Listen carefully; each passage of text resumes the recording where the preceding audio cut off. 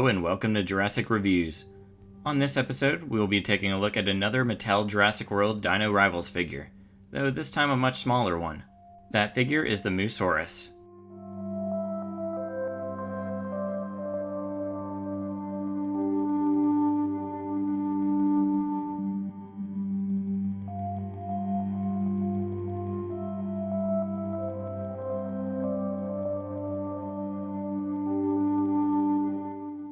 Before we begin, let's take a look at the packaging.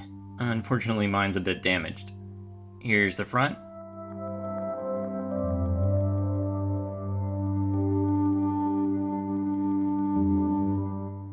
And here's the back. And here's the collector's card that it comes with.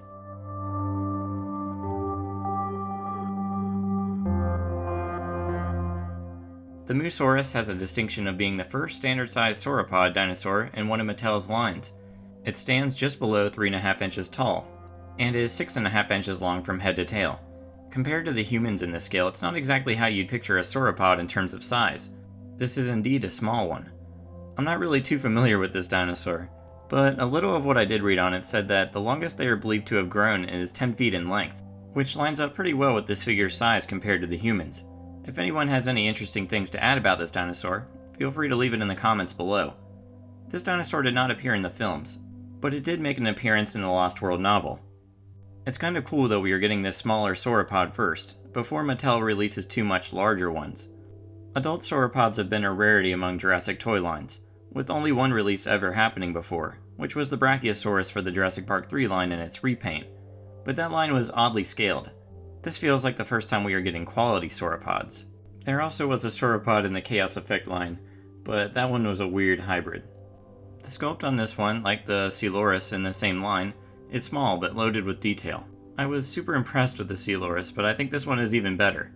Mattel continues to deliver some of their best work in the cheapest part of their toy line. This one definitely gives me Kenner quality vibes in more way than one. The body has plenty of detail with tiny folds and wrinkles in the skin, especially on its belly and around its neck. It's all consistently well done throughout the figure. Mattel did a great job here.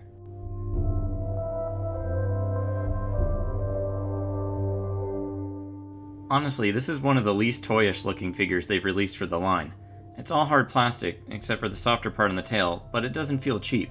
There's a few design choices here that I think played a role in this. For one, it does not have an action feature, which tend to be noticeable on a figure in a negative way. And it has a closed mouth that can't be opened at all, so there's no obvious seam or point of articulation exposed there. The main reason it doesn't have an action feature is because it's part of the attack pack part of the line, and I really think it's better off without an action feature. I actually think it'd be great if some of the larger dinosaurs lacked action features, maybe for collectors. Don't get me wrong, I like action features, but sometimes it can be a bit much. I'm sure younger me would be pretty mad to hear me say that. But yeah. Overall, I'm really impressed with the sculpt for this figure. Moving on to the paint, it's also really well done. It's a simple one, but it works. The majority of the figure is blue, and it has black stripes that run from its head all the way down to its tail.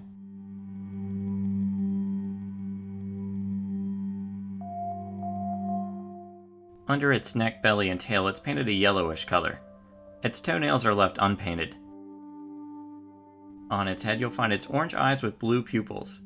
Amazingly, both eyes are painted on correctly. I feel like I've been having bad luck in this area lately. There is one minor issue I have with the paint, and that's where the yellow paint stops abruptly before going to the tail. It kinda sticks out a bit, and it's too bad they couldn't just continue it the whole way or have it cut off better. Actually, looking at mine, it looks like one side does fade away better, probably how it should be.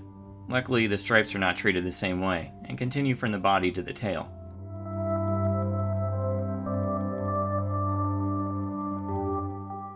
In terms of articulation, there is little to speak of. There's just 6 basic points. Its tail can move, but I don't really recommend it because when you move it, it breaks alignment and just looks off. All 4 of its legs can move, just back and forth, but they extend pretty far. And then there's the head, which can move up and down. Before I give my rating for this figure, here it is with a few others. Here it is with the Mattel 3 3/4 scale human and a Kenner 4-inch human.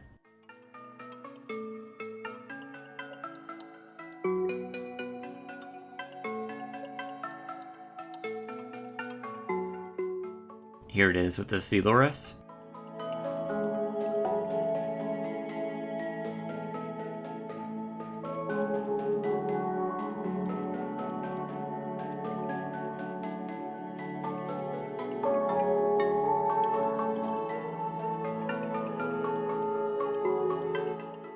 Here it is with the Dilophosaurus.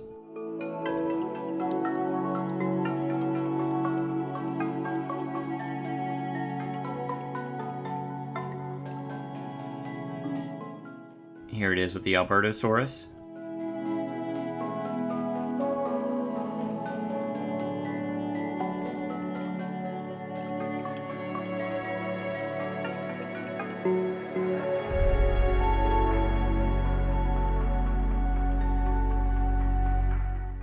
Here it is with the Suchomimus.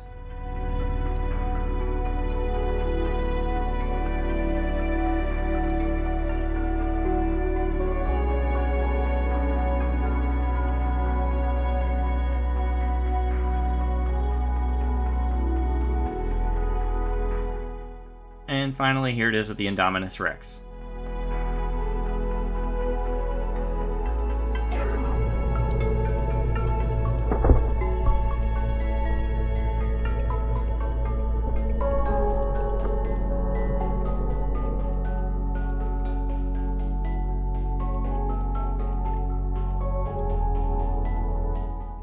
For a rating out of 10, I give this one a 9.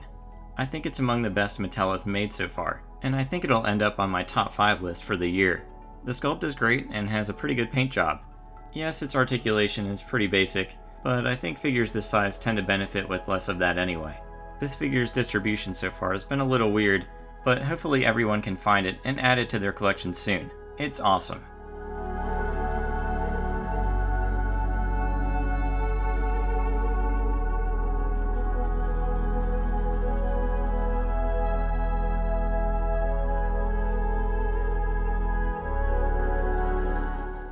And that does it for the Mattel Jurassic World Dino Rivals Attack Pack Mussaurus. After this video, I should be returning to my Series 2 reviews. I think I only have 3 or 4 dinosaurs left before we can move on to the Lost World.